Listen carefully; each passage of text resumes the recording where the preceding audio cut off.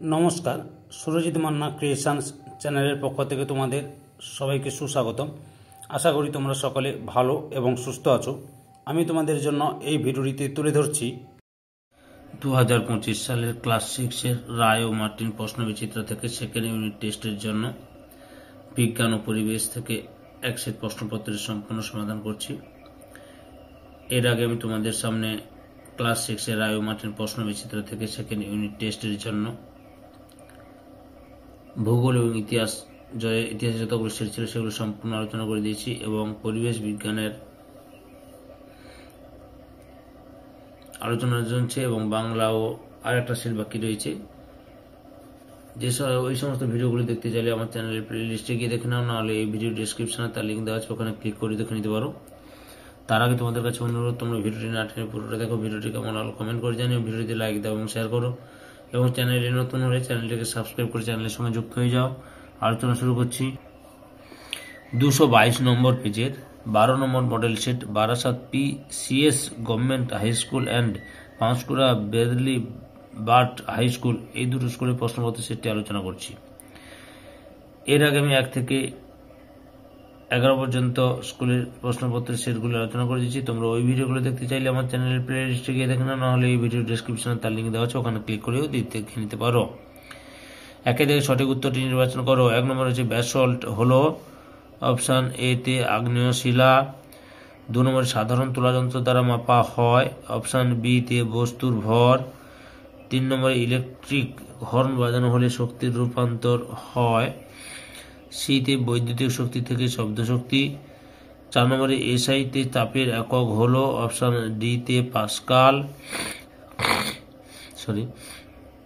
5 নম্বরে শরীর কোথাও কেটে গেলে রক্ত জমাট বাঁধতে সাহায্য করে, অপশান সি তে অনুচক্রিকা। 6 নম্বরে বক্সাইট কোন ধাতুর আকরিক, অপশান ই তে অ্যালুমিনিয়াম। 7 নম্বরে স্প্রিং তুলাযন্ত্রের সাহায্যে মাপা হয়, অপশান সি তে ওজন। 8 নম্বরে একটি স্পর্শহীন বল হলো, অপশান এ তে চুম্বক বল।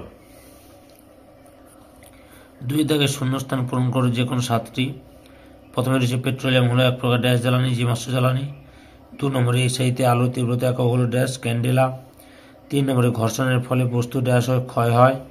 4 নম্বরে মানুষের ডান লিন্দ ও ডান নীলের মাঝে ড্যাশ কপাটিকা থাকে, ত্রিপত্র কপাটিকা থাকে।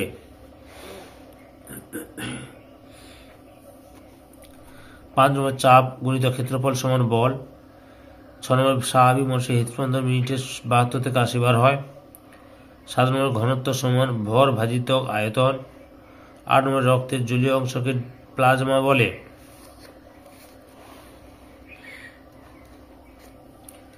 3 দাগে সত্য অথবা মিথ্যা নির্ণয় করো। প্রথমে রয়েছে সৌরশক্তি হলো একটি অনবীকরণযোগ্য শক্তির উৎস, মিথ্যা, এটা নবীকরণযোগ্য শক্তির উৎস। 2 নম্বরে পাকস্থলী পেশি হলো একটি অন্তঃজাতীয় পেশি, সত্য।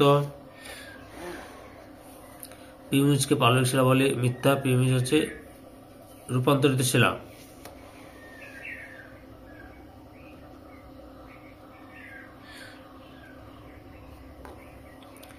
4 থেকে নিচের প্রশ্নগুলি অতি সংক্ষিপ্ত উত্তর দাও। প্রথমে রয়েছে কাঁসা কোন কোন ধাতুর মিশ্রণে তৈরি, তামা ও টিন। 2 নম্বরে প্রমাণ মিটারের সংজ্ঞায় সংকর ধাতুর দণ্ডটি কোন কোন ধাতুর দ্বারা তৈরি, প্ল্যাটিনাম, ইরিডিয়াম।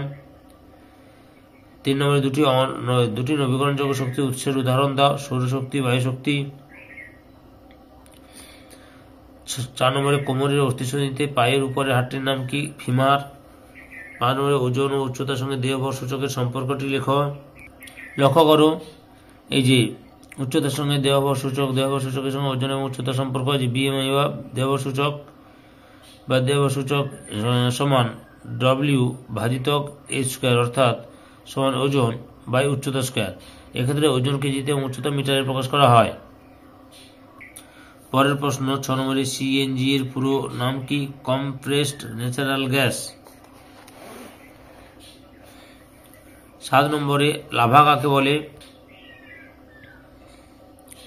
ভূগর্ভস্থ তরল ম্যাগমা যখন প্রবল ভূ আলোড়নের ফলে ভূপৃষ্ঠে কোনো পাথরের ফাটল বা পাহাড়ের মুখ দিয়ে বাইরে বেরিয়ে আসে তখন তাকে লাভা বলে। বাইরে বেরিয়ে আসার পর লাভা শীতল হয়ে জমে শক্ত হয়ে যায়।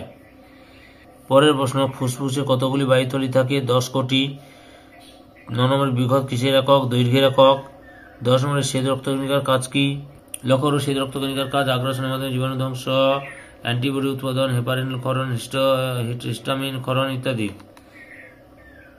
11 নম্বরে পোড়া চুনে জল ঢালা হলে কোন শক্তি থেকে কোন শক্তিতে রূপান্তরিত হয়? রাসায়নিক শক্তি থেকে তাপ শক্তি।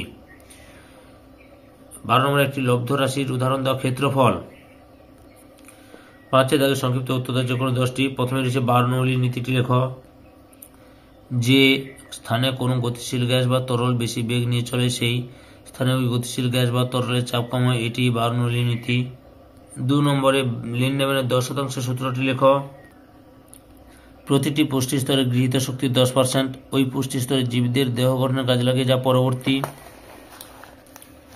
পুষ্টি স্তরে জীবরা গ্রহণ করতে পারে। বাকি 90% শক্তির স্থানান্তরকরণ হয় না। 3 নম্বরে উদ্ভিদের বৃদ্ধির হার কোন যন্ত্রের সাহায্যে মাপা হয়? অক্সানোমিটার। মানুষের শরীরে তাপমাত্রা কোন যন্ত্রের সাহায্যে মাপা হয়? থার্মোমিটার। 4 নম্বরে একটি পূর্ণবয়স্ক মানুষের শরীরে কয়টি হাড় থাকে? 206টি। একটি অস্থিসন্ধির নাম লেখ। বল ও শকের সন্ধি। 5 নম্বরে মানুষের হৃৎপিণ্ডে কয়টি প্রকোষ্ঠ থাকে? তাদের নাম লেখ। 4টি প্রকোষ্ঠ থাকে। বাম অলিন্দ, ডান অলিন্দ, বাম নিলয়, ডান নিলয়। 6 নম্বরে লিগামেন্ট ও টেন্ডন কি? প্রথমে লিগামেন্ট দেখাচ্ছি, তারপর টেন্ডন দেখাচ্ছি। লিগামেন্ট কি? 2 বা ততোধিক অস্থি যে শক্ত স্থিতিস্থাপক প্রোটিন নির্মিত তন্তু দ্বারা একে অপরের সঙ্গে যুক্ত থাকে তাকে লিগামেন্ট বলে।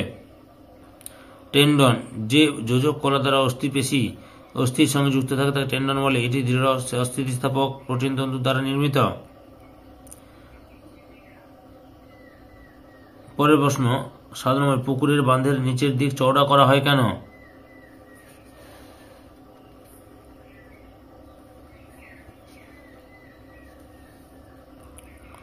এখান থেকে লেখা শুরু করবে, এতটা পর্যন্ত লিখবে। পরের প্রশ্ন 8 নম্বরে জীবাশ্ম বা ফসিল কিভাবে গঠিত হয়? সামুদ্রিক প্রাণীর মৃত্যু, এখান থেকে শুরু করো। এসবকে আমরা ফসিল বলি, সঙ্গে উদাহরণটাও দিতে পারো। বুঝতে পেরেছ? 9 নম্বরে আকরিক বা ওর কাকে বলে? যে বিশেষ প্রকার খনিজ থেকে কোনো ধাতুকে সহজে এবং কম খরচে নিষ্কাশন করা যায় তাকে ওই ধাতুর আকরিক বলে। যেমন হেমাটাইট নামক খনিজ থেকে সহজে লোহা নিষ্কাশন করা যায়, তাই হেমাটাইট হল লোহার আকরিক। কপার গ্লান্স আকরিকে প্রধানত কি কি মৌল থাকে? তামা ও সালফার। 10 নম্বরে ফুসফুসের কাজ কি? বাতাস থেকে গৃহীত অক্সিজেন সমৃদ্ধ বায়ু নিয়ে রক্তে পৌঁছে দেওয়া ও রক্তজালক থেকে কার্বন ডাইঅক্সাইডকে টেনে বাইরে বার করে দেওয়া ফুসফুসের প্রধান কাজ। তারপরে রয়েছে মধ্যচ্ছদার অবস্থান কোথায়? মধ্যচ্ছদার অবস্থান হল বক্ষ গহ্বর ও উদর গহ্বরের মাঝখানে অবস্থিত।